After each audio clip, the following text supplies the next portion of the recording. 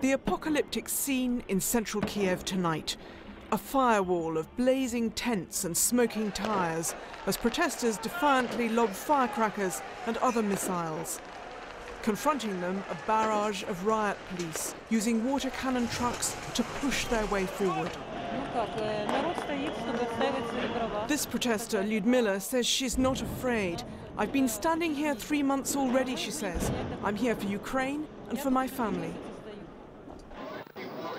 Earlier, from inside the protest camp, the opposition leader Vitaly Klitschko urged his supporters to stay put.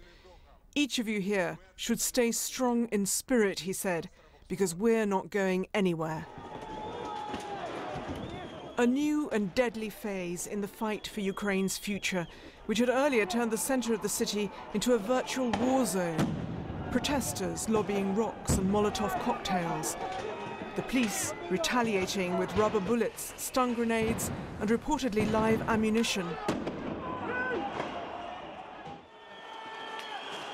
The clashes lasted for hours and led to deaths on both sides, as well as hundreds of people injured.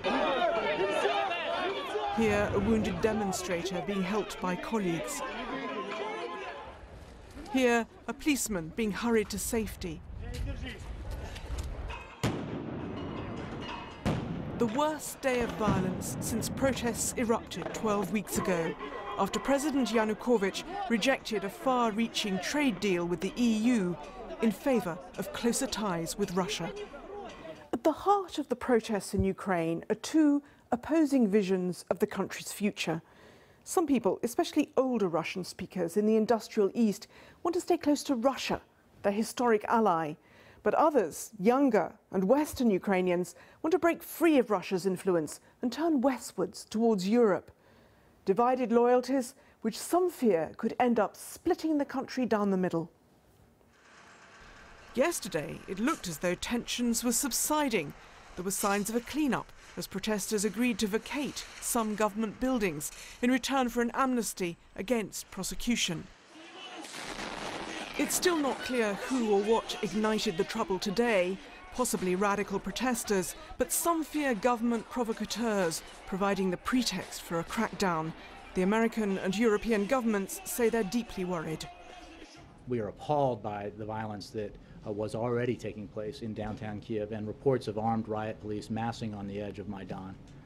We continue to condemn street violence and excessive use of force by either side. Force will not resolve the crisis. Tonight, there are reports that the opposition leader, Mr. Klitschko, is meeting President Yanukovych.